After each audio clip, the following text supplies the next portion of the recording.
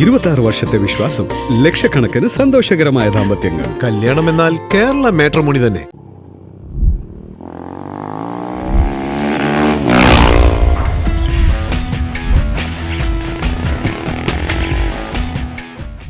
Kerala 450യുടെ expense നോക്കുമ്പോൾ നമ്മൾ പ്രത്യേകിച്ചും മനസ്സിലാക്കേണ്ടത് ഒരു വർഷം നമ്മുടെ കയ്യിലിരുന്നാൽ എത്ര രൂപ ചിലവാകും, അല്ലെങ്കിൽ ഒരു 5 വർഷത്തേക്ക് പോകുമ്പോൾ നമുക്ക് എങ്ങനെയാണ് ഇതിൻ്റെ എക്സ്പെൻസ് നമുക്ക് നോക്കേണ്ടതുണ്ട്. അതായത് പല വണ്ടികളും വാങ്ങുമ്പോൾ നമ്മൾ എല്ലാവരും ശ്രദ്ധിക്കാത്ത ഒരു കാര്യം അതാണ്, ഇത് നമ്മൾ കൊണ്ടു നടക്കാൻ പറ്റുമോ എന്നുള്ളത്. അപ്പോൾ ഇതിൻ്റെ യഥാർത്ഥ എക്സ്പെൻസ് എന്ന് പറയുന്നത് ഒരു ഇയർലി നമുക്ക് ഏകദേശം 10,000 to 12,000 ഈ വണ്ടി മെയിൻറ്റെയിൻ ചെയ്യാനായിട്ട് വേണ്ടി വരും. കാരണം ഓരോ സർവീസിനും ഇതിന് ഏകദേശം ഒരു 2,500 മുതൽ 3,000 രൂപ വരെയാണ് ഫ്രീ സർവീസ് വരുന്നത്. പെയ്ഡ് ആകുമ്പോഴത്തേക്ക് കുറച്ചുകൂടെ കൂടും.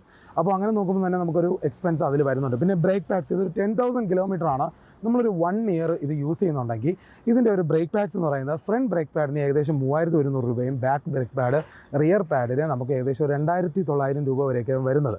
അപ്പോൾ ഏകദേശം റൗണ്ട് അപ്പ് ആയിട്ട് ഒരു 6,000 രൂപ വരെ നമുക്കിതിൻ്റെ ബ്രേക്സിന് വേണ്ടി മാത്രമേ എക്സ്പെൻസ് വരുന്നുണ്ട്. പിന്നെ ടയേഴ്സ് പറയുമ്പോൾ നമുക്ക് റിയർ ടയർ മാത്രം ഏകദേശം 7,000 രൂപ വരെ നമുക്കതിന് മിനിമം വേണ്ടി വരും. അപ്പോൾ ഇതൊക്കെ ഒരു എക്സ്പെൻസ് ആണ്. ഒരു 10,000 കിലോമീറ്റർ ഓടുമ്പോൾ തന്നെ ബ്രേക്ക് പാഡ്സ് എന്ന് പറയുമ്പോൾ 10,000ലേക്ക് ഈ 2 ബ്രേക്ക് പാഡ്സ് നമുക്ക് മാറാൻ പറ്റും. ഒരു വിധത്തിൽ ഓടുകയാണെങ്കിൽ അത് റൈഡറെ ഡിപ്പെൻഡ് ചെയ്തായിരിക്കും. ചിലർക്ക് കുറച്ചുകൂടി നേരത്തെ ആവാനുള്ള സാധ്യതകളുമുണ്ട്. അല്ലാതെ നോക്കുമ്പോൾ ഇതിൻ്റെ ഓയിൽ ചേഞ്ച് എക്സ്പെൻസ് ഏകദേശം 2,700 രൂപ വരെ ഓയിൽ ചേഞ്ചും ഫിൽറ്റർ എല്ലാം കൂടെ ഒരു 3,000 രൂപ വരെ വരും. ഇതിൻ്റെ എയർ ഫിൽറ്റർ വരുമ്പോൾ ഒരു 500 രൂപ അതിൻ്റെ ചിലവ് വരും. അപ്പോൾ ഇതൊക്കെ ഒരു എക്സ്പെൻസ് ആണ്. അപ്പോൾ ഇതിൻ്റെ മെയിൻ്റനൻസ് കോസ്റ്റ് നോക്കുമ്പോൾ കംപ്ലീറ്റ്ലി നമുക്കൊരു മിനിമം കമ്പയർ ചെയ്യുമ്പോൾ ഒരു വർഷം നമുക്ക് എങ്ങനെ പോയാലും ഒരു 10,000 രൂപ, ഒരു 12,000 രൂപ ഈ വണ്ടിക്ക് വേണ്ടി മാറ്റി വയ്ക്കാൻ പറ്റും. അതുപോലെ തന്നെ നമുക്ക് ഇതിൻ്റെ മൈലേജ് നോക്കുമ്പോൾ 1 ലിറ്റർ പെട്രോളിൽ നമുക്ക് എങ്ങനെ പോയാലും ഒരു ആവറേജ് 25 ആണ് നമ്മൾ എക്സ്പെക്ട് ചെയ്യുന്നത്. അതായത് 22 to 25 ഒക്കെയാണ്. അതിന് മുകളിലേക്ക് കിട്ടാൻ സാധ്യതയുണ്ട്, പക്ഷേ ഹൈവേ റൈഡ്സിലേക്ക് പോകണം. അങ്ങനെ 30 വരെ കിട്ടുന്നു എന്ന് അഭിപ്രായപ്പെടുന്നവരുണ്ട്. അങ്ങനെ നോക്കുമ്പോൾ മൈലേജും ആ ഒരു രീതിക്കായിരിക്കും. അപ്പോൾ ഈ വണ്ടി ഇഷ്ടപ്പെട്ടെടുക്കുന്ന ആൾക്കാർക്ക് ഇതൊന്നും ഒരു വിഷയമേ അല്ല. പക്ഷേ ഒരു ബൈക്ക് വേണം, കണ്ടാൽ കൊള്ളാമെന്ന് തോന്നിയിട്ട് എടുക്കുന്നവർ ഇതുകൂടി ഒന്ന് ശ്രദ്ധിക്കുന്നത് നന്നായിരിക്കും. അതുമാത്രമല്ല മറ്റൊരു കാര്യം കൂടി ഇതിൽ പറയേണ്ടത്, ഇതിൻ്റെ ഒരു റൈഡിങ് ഫീലും കംഫർട്ട് എന്ന് പറയുന്നത് നല്ലൊരു പഞ്ചി ആയിട്ടുള്ള ബ്രേക്കിംഗ് ആണ്. ഒരു പിക്കപ്പ് ഭയങ്കര ഫാസ്റ്റാണ്. അങ്ങനത്തെ ഒരു ടൈപ്പ് ഓഫ് വണ്ടിയാണ് ഇത് വരുന്നത്. അപ്പോൾ അത് നമുക്ക് ശ്രദ്ധിച്ച് വേണം ഓടിക്കേണ്ടത്. അതൊരു ബിഗിനർ ഫ്രണ്ട്ലി അല്ല. അതോടൊപ്പം തന്നെ നമുക്കൊരു സിമ്പിളായിട്ട് കാമായിട്ട് വണ്ടി ഓടിക്കാൻ താല്പര്യമുള്ളവർക്കുള്ളതല്ല. കുറച്ചുകൂടെ അഗ്രസീവായിട്ട് ഓടിക്കാൻ ആഗ്രഹമുള്ളവർക്ക് പറ്റിയ ഒരു ബൈക്കാണ് റോയൽ എൻഫീൽഡിൻ്റെ ഗെറില്ല 450. പിന്നെ റൈവൽസുമായിട്ട് കമ്പയർ ചെയ്യുമ്പോൾ ഒരു ഡ്യൂക്ക് 390 ആയിട്ട് കമ്പയർ ചെയ്യുമ്പോൾ ഇപ്പോൾ നമുക്കറിയാം ഡ്യൂക്ക് മാത്രമല്ല ആ ഒരു സംബന്ധിച്ചിട്ടുള്ള ഒരു 400cc വണ്ടിയെല്ലാം ട്രയംഫ് ആയാലും അതോടൊപ്പം തന്നെ നമുക്ക് ബജാജിൻ്റെ ഡോമിനാറൊക്കെ ആയാലും ഇപ്പോൾ 350cc ഡൗൺ ഗ്രേഡ് ചെയ്തിട്ടുണ്ട്.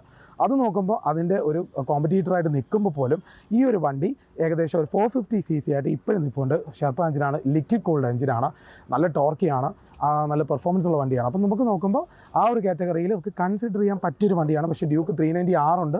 അതുമായിട്ട് കോമ്പീറ്റ് ചെയ്യുമ്പോൾ ഏകദേശം അടുത്തൊക്കെയാണെന്ന് മാത്രം. പിന്നെ സോളിഡ് ബിൽഡ് ക്വാളിറ്റി വേണം എന്നുള്ളവർക്ക് തീർച്ചയായിട്ടും ഇത് കൺസിഡർ ചെയ്യാം. അങ്ങനെയുള്ളൊരു വണ്ടിയായി നിന്നുകൊണ്ട് തന്നെ നമുക്ക് അത്യാവശ്യം ഫീച്ചേഴ്സ് എല്ലാം ഉണ്ട്. ഇതിന് LED ഹെഡ് ലാമ്പ് വരുന്നുണ്ട്, ഇൻഡിക്കേറ്റേഴ്സ് LED വരുന്നുണ്ട്. അതോടൊപ്പം തന്നെ ഇതിൻ്റെ സ്പീഡോമീറ്ററിലെല്ലാം അത്യാവശ്യം വേണ്ട കാര്യങ്ങളെല്ലാം കൊടുത്തിട്ടുണ്ട്.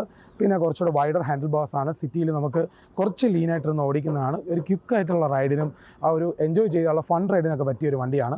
ഇത് ഓടിക്കുമ്പോഴുള്ള ശരിക്കുള്ള ഫീലെല്ലാം ഇങ്ങനെയാണ് വരുന്നത്. അപ്പോൾ ഇതിൻ്റെ ആ ഒരു രീതി നോക്കി ഇഷ്ടപ്പെടുന്നവർക്ക് ഇത് നല്ല വണ്ടിയാണ്. അല്ലാതെ ഇതൊരു എക്സ്പെൻസീവ് ആയിട്ടുള്ളൊരു ഓപ്ഷനായിട്ട് തോന്നുന്നുണ്ടെങ്കിൽ, അത് നമുക്ക് മെയിൻറ്റെയിൻ ചെയ്ത് കൊണ്ടുപോകാൻ ബുദ്ധിമുട്ടുണ്ടെങ്കിൽ തീർച്ചയായിട്ടും മറ്റ് വണ്ടികളിലേക്ക് പോകാം. പിന്നെ ടൂറിംഗ് ആണ് ലക്ഷ്യമെങ്കിൽ തീർച്ചയായിട്ടും ഇതിൻ്റെ അതേ എൻജിൻ വെച്ച് വരുന്ന നമുക്ക് ഉള്ള ഒരു വണ്ടിയാണ്. അതായത് ഹിമാലയാണ് ബെസ്റ്റ് ഓപ്ഷൻ എന്ന് പറയുന്നത്. ഏകദേശം ഗ്രൗണ്ട് ക്ലിയറൻസ് 200+ വരുന്നുണ്ട്. ഇതൊരു 169 മാത്രമാണ് ഇതിൻ്റെ ഗ്രൗണ്ട് ക്ലിയറൻസ് ആണ് വരുന്നത്. അപ്പോൾ നമുക്ക് സ്വാഭാവികമായിട്ട് മനസ്സിലാവും ഓഫ് റോഡിങ് ക്യാപ്പബിലിറ്റി ഈ എൻജിൻ ഉണ്ടെങ്കിലും ഈ വണ്ടിക്ക് ടോട്ടലി അതിനുവേണ്ടി ബിൽഡ് ചെയ്തതല്ല എന്നുള്ളത്. ഇതിൻ്റെ ഒരു എൻജിൻ കാര്യം പറയുമ്പോൾ ഇത് ഓടി വരുമ്പോൾ എൻജിന് ഹീറ്റ് ഉണ്ട്. അതൊക്കെയാണ് മേജർ ഇഷ്യൂസ് ആയിട്ട് പറയുന്നത്. അതൊരു ഇഷ്യൂസ് ആയിട്ട് നമുക്ക് കൺസിഡർ ചെയ്യാൻ പറ്റില്ല. കാരണം ഓയിൽ ലീക്ക് പോലെയുള്ള പ്രശ്നങ്ങളൊന്നും ഈ വണ്ടിയിൽ അങ്ങനെ അധികം റിപ്പോർട്ട് ചെയ്തിട്ടില്ല. മറ്റ് റോയൽ എൻഫീൽഡുമായിട്ട് കമ്പയർ ചെയ്യുമ്പോൾ പോലും കുറച്ചുകൂടെ നമുക്ക് റിലയബിൾ ആയിട്ടുള്ള ഒരു എൻജിൻ തന്നെയാണ്. നമുക്ക് എന്തായാലും ഉറപ്പായിട്ട് അത് പറയാൻ പറ്റും. പിന്നെ ഇത് ഒരു സിംഗിൾ സിലിണ്ടർ വണ്ടി ആയതുകൊണ്ട് തന്നെ ആ എൻജിനിൽ ഇത്രയും ഒരു ടോർക്കും 40 Nm ടോർക്കും 40 bhp പവറൊക്കെ പ്രൊഡ്യൂസ് ചെയ്യുന്നതുകൊണ്ട് ആ പവറിന് ഉള്ള കാര്യം വരുമ്പോഴത്തേക്ക് നമുക്ക് കമ്പഷൻ റേഷ്യോ ആയിട്ട് കമ്പയർ ചെയ്യുമ്പോൾ ശരിക്കും അത്യാവശ്യം ഹീറ്റിംഗ് ഉള്ള എഞ്ചിനാണ്. നല്ല രീതിയിൽ ഹീറ്റിംഗ് പുറത്തേക്ക് വരുന്നുണ്ട് എന്ന് നമുക്ക് വളരെയധികം റൈഡ് ചെയ്യുമ്പോൾ എക്സ്പീരിയൻസ് ചെയ്യാൻ പറ്റും. ഏറ്റവും പുതിയ വാർത്തകളും വിശേഷങ്ങളും വിരൽത്തുമ്പിലറിയാൻ സീ മലയാളം ന്യൂസ് എല്ലാ ഡിജിറ്റൽ പ്ലാറ്റ്ഫോമുകളിലും ലഭ്യം.